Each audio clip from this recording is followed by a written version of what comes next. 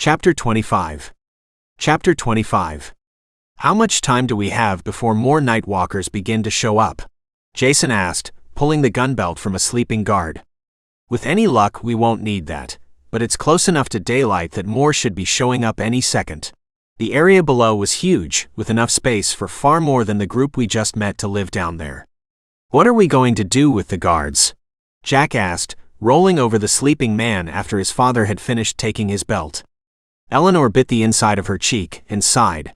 Do we know how many of them were even working tonight? Jack and Kaitlyn shrugged. Fine, we'll just gather up the ones we see and dump them out the warehouse doors. That will keep them safe when the fire spreads.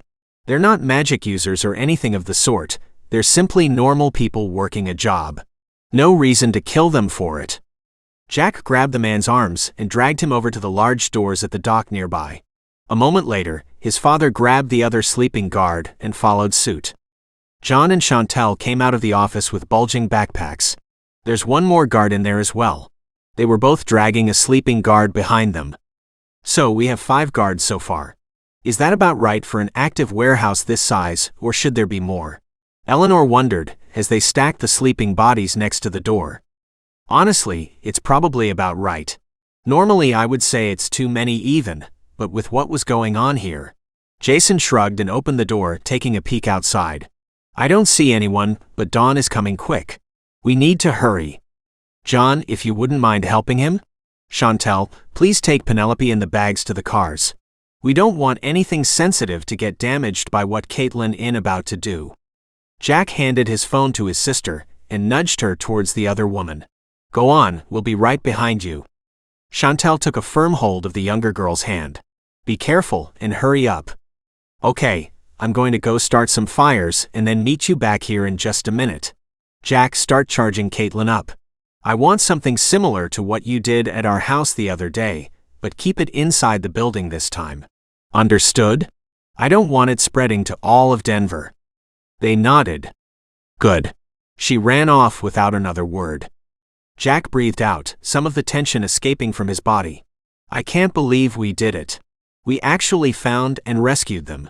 It wasn't even that hard. Kaitlyn chuckled and took hold of his hand. Jack, your mother is terrifying. Using elemental magic to fight instead of spells is common. They're faster and they pack a decent punch. What your mother showed us down there goes far beyond ordinary. She froze that entire room in an instant. I think my dad could have only managed to do the same to 1 or 2 people max, and I've always thought he was strong. They could see flickers of flame as they climbed ever higher from wherever his mother was at the time. I'm glad. She's going to need to be strong if things get as bad as she thinks they will. There is no way I'm going to be much help to her, outside of as a power battery. The young woman beside him gasped. Yeah, and you do that very well. Her eyes had begun to glow with a deep blue light, and errant sparks were falling from her fingers. I'll be ready to launch something as soon as your mother returns. Eleanor returned a minute later, dragging a sleeping guard behind her. I found this one taking a nap behind the crates. She grunted and dropped his arm at Jack's feet. Can you take him the rest of the way out? I'll show Kaitlyn where to aim for maximum penetration down below, and then we'll be right out. Sure, just be quick. The fire you started is spreading fast. He grabbed the sleeping man by the boots and began dragging him across the floor. Outside, the night sky had begun to show the first signs of lightning with the oncoming dawn. He dumped the man with the rest of the guards and walked over to the others. Mom's just showing her where to put her lightning orb to wipe out everything here, and then they'll be out, he said before they could ask. John looked at the warehouse and then to Chantel with a shake of his head. Your parents have no idea what they unleashed. She is even scarier and stronger now than she used to be. His wife nodded. I know, and she wasn't even at full power tonight. Eleanor always knew something might happen with the kids being discovered. She never stopped learning and pushing herself. Even when she didn't have enough power to cast the spells, she still made sure to learn them and rework them. Jason sighed bitterly. I thought a part of her just still wanted revenge more than to be prepared in case something happened. It turns out she was preparing to fight a one-person war for our kids. Penny hugged her father. Mommy had her reasons, Daddy. I know, sweetie, but it still hurts. He kissed the top of her head and ran his hand through her hair. Should we get under cover or something in case more nightwalkers show up? Jack asked, changing the subject as he glanced around nervously. We need to wait until Eleanor and Kaitlyn come back, otherwise the spell will keep them from finding us as well, John told him, keeping his eyes on the warehouse doors. Jack nodded, not willing to admit that he hadn't been talking about the spell. A charge went through the air as all the lights abruptly died. A transformer nearby blew and began to spark as it overloaded. Kaitlyn had done it. She had managed to contain it enough that only a couple of blocks lost power instead of an entire portion of Denver. The last two of their group ran out of the warehouse a moment later. Well, that should have fried anything electronic down below, as well as anything that might have seen us. I suggest we leave now, before anything arrives and finds us here. John, Chantel, Kaitlyn, thanks for your help with this. We won't forget this. As the local Baron, I officially welcome you to the neighborhood. Let's all go home for some rest, and then why don't you all come over for dinner again tonight? I think we have some more things that we need to discuss. Specifically, items related to our past that the kids might as well be told about now. I think that sounds like a very good idea. It's long past time for the two of you to talk everything out properly. John agreed.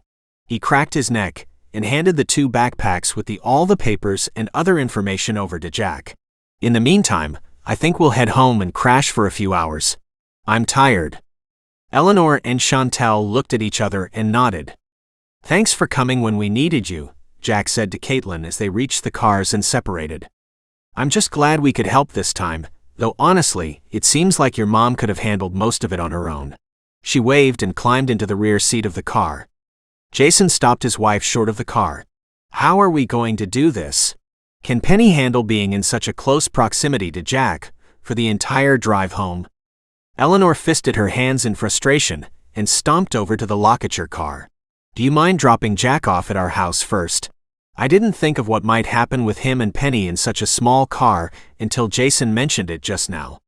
Yeah, absolutely, John replied without hesitation. Jack handed his mother her gun and got in the back seat of the car beside Kaitlyn. Thanks for doing this, all of it. It's fine. I'm glad we were here actually. Maybe all of us also hearing what they had to say about Oberon will help your mother's case, Chantel said from the driver's seat. John was concentrating on the camouflage spell that would keep them undetected. Is this Oberon fellow really that much of a problem? Kaitlyn asked, leaning away from the window. I've never heard him mentioned before now. You wouldn't have. He is the type of man they keep out of all but the deepest and darkest history books, for fear of another getting ideas from his actions. We all thought he was dead, that your mother had killed him. She even brought back his body, and several members of the council identified it as him. Wait. Let me get this straight. Your council sent a girl, my mother, who was probably still in college at the time, against this guy. Were they insane? Why would they do that? Jack sputtered before remembering why. Your parents sent her on a sure death mission, didn't they? Why? You two might have been fighting by that point, but that seems a little extreme. A lot. It was a lot extreme, Chantel whispered, the rumble of the car falling away as he strained to hear her. And I don't know why they did it. Not for sure anyway. My problems with your mother were born out of jealousy, envy, and even a small amount of inferiority. Certainly, nothing that would have caused them to do what they did. You never asked? Of course I asked, she snapped. But I could never get a straight answer from them. It changed each time. Eventually, I gave up and just stopped asking. I had already cut them out of my life by then, and I long since lost touch with your mother, so it no longer mattered as much. I tried not to even see them when they would come and visit Kaitlyn. I still don't understand how the rest of the council could go along with something like this. I mean, they obviously gave her the barony when she succeeded, but even then, it doesn't sound like they have exactly treated her well since. That was because of my parents, John spoke up, his expression clearing as he let the spell drop with a sigh of relief. They knew I was friends with your mother and wanted to help her out when she succeeded. Unfortunately, that was as far as their influence managed to go. Chantel's family has been on the council almost since its inception, whereas mine is somewhat more recent. So what, they simply pushed the issue through, forcing everyone to accept an untrained young woman for the mission. Pretty much, yeah. That's messed up. Jack scratched his head, feeling the salty sweat crystals flake away. And now, after everything she went through back then, somehow, this Oberon is back from the dead. I'm sure your council is going to love that. Exactly, which is why it's a good thing we were there tonight to hear them say that. I'm afraid what your mother did with the territory boundaries, combined with this, is going to be the start of an epic storm.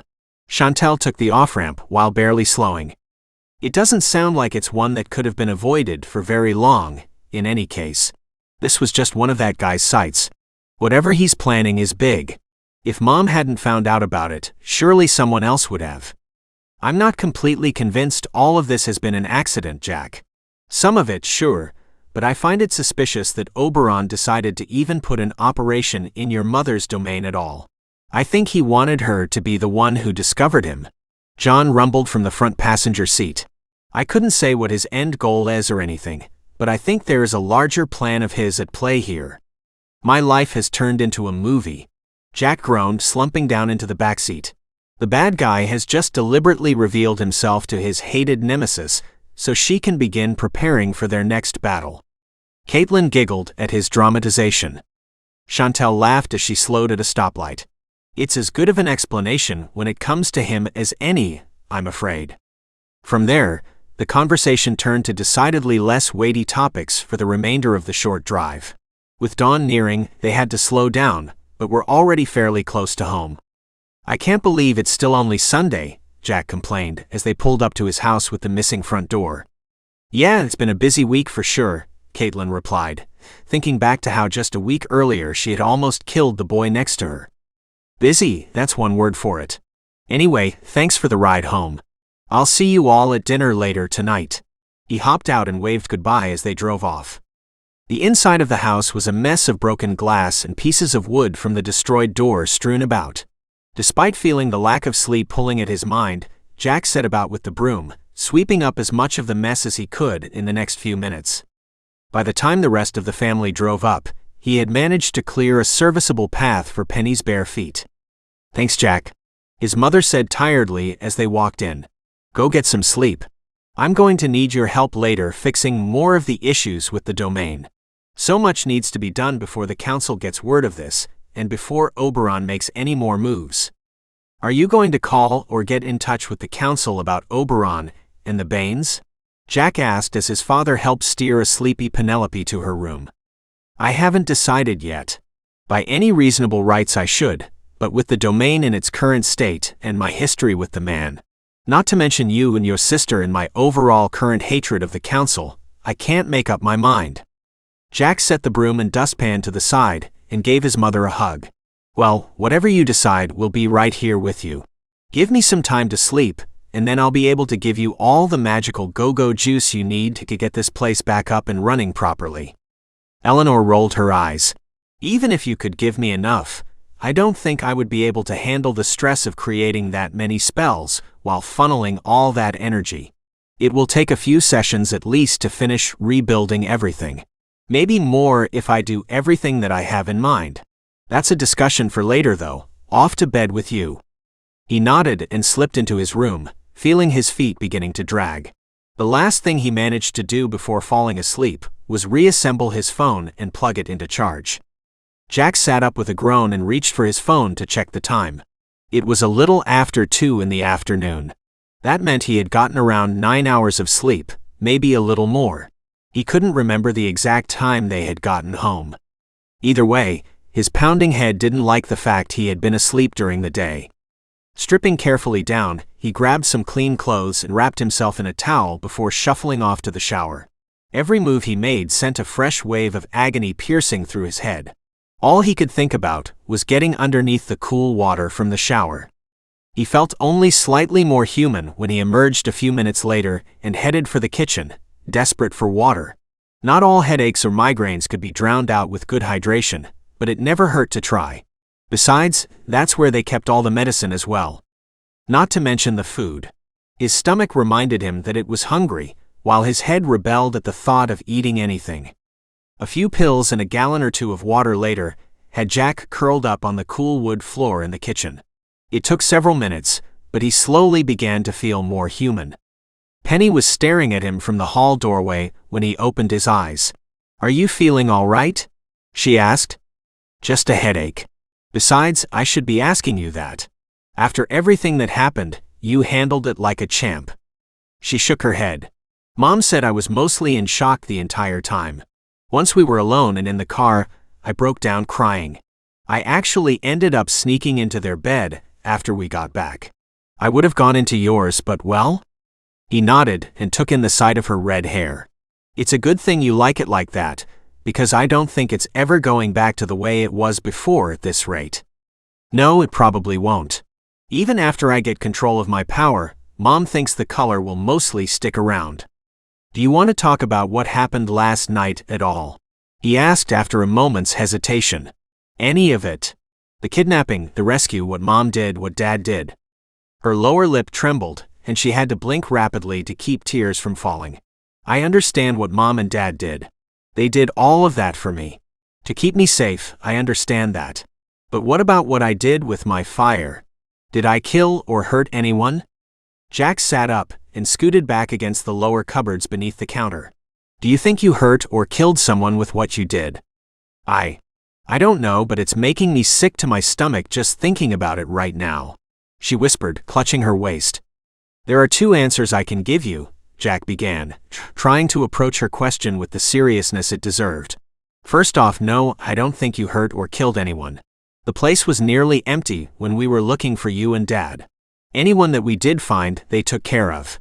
And two, they were bad people, Penny, you have to remember that. Who knows what else they have done in the past." "Okay, that's enough of that conversation for now." "He's right, but that's still enough. We'll talk about it more later, during training tomorrow," their mother said, coming up behind Penelope. "Jack, let's go downstairs and get started. Penny, would you mind going with your father and helping him get a new front door and everything else that was broken replaced?"